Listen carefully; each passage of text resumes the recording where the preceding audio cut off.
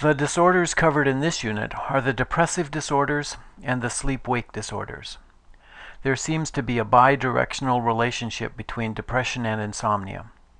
Many people with depression report that disturbed sleep is the first symptom they experience when beginning a depressive episode, and we have clear evidence that affect becomes more depressed following sleep deprivation.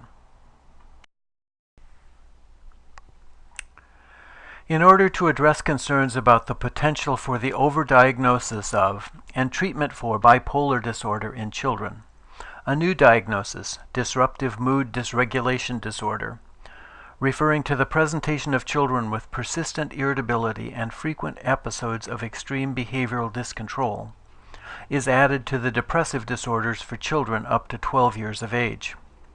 Its placement in this chapter reflects the finding that children with this symptom pattern typically develop unipolar depressive disorders or anxiety disorders rather than bipolar disorders as they mature into adolescence and adulthood.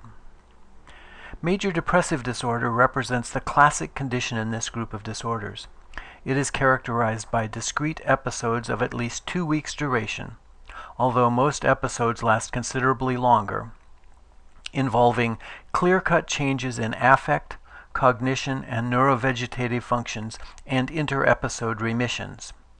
A diagnosis based on a single episode is possible, although the disorder is a recurrent one in the majority of cases.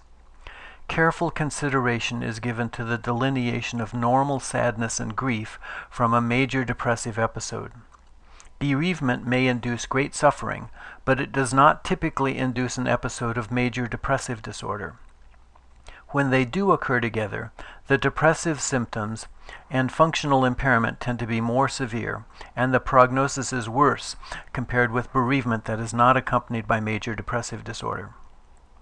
Bereavement-related depression tends to occur in persons with other vulnerabilities to depressive disorders, and recovery may be facilitated by antidepressant treatment. A more chronic form of depression, persistent depressive disorder, can be diagnosed when the mood disturbance continues for at least 2 years in adults or 1 year in children.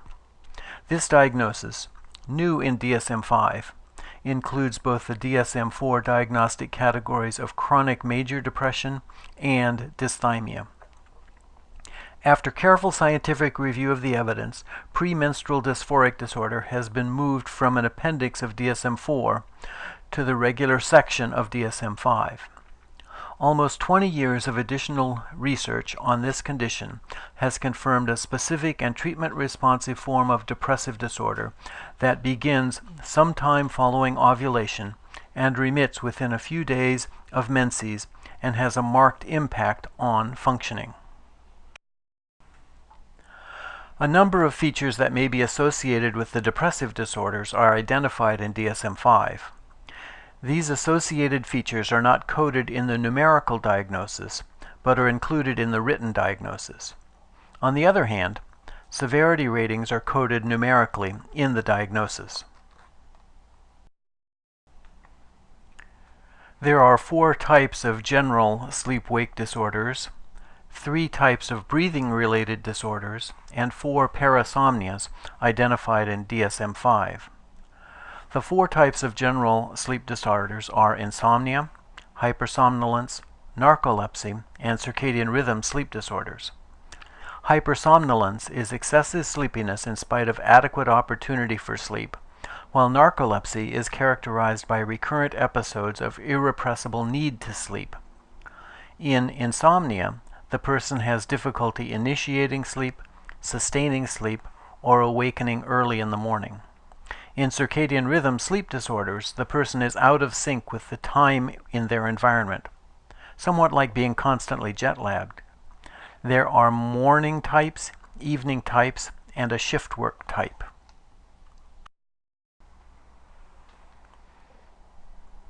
Two items on the Level 1 measure identify the need for further inquiry into depression. Little interest or pleasure in doing things and feeling down, depressed, or hopeless. There are 2 different Level 2 measures for depression suggested by DSM-5 for this further inquiry. Notice that both of them are focused on the past 7 days, and so are not sensitive to persistent depressive disorder. It is useful to look over the items and scoring in some detail to help with the severity ratings. Even if you don't have your clients fill out one of the measures, you can look at them and do a rating for severity.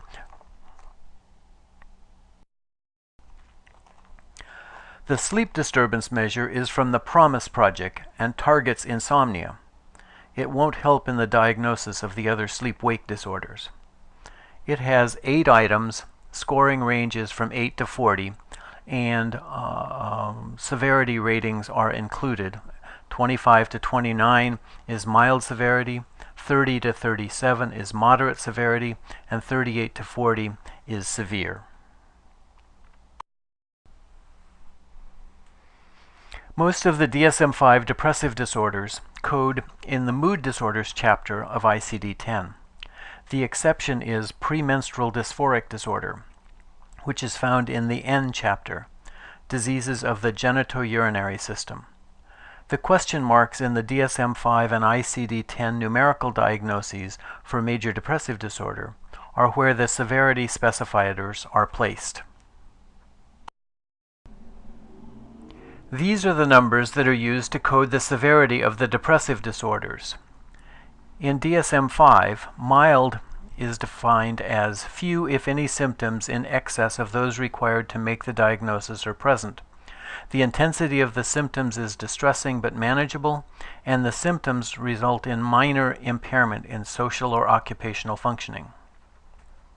Moderate is defined as the number of symptoms, intensity of symptoms, and/or functional impairments are between those specified for mild and severe.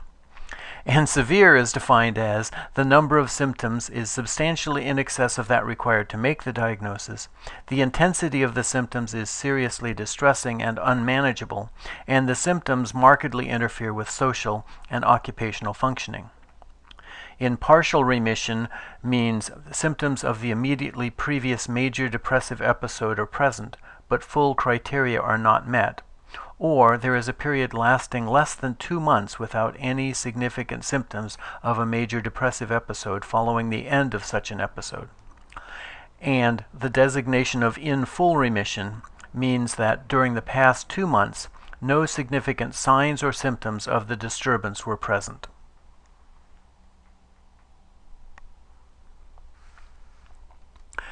These ratings will also be used in the next unit when we cover the bipolar disorders.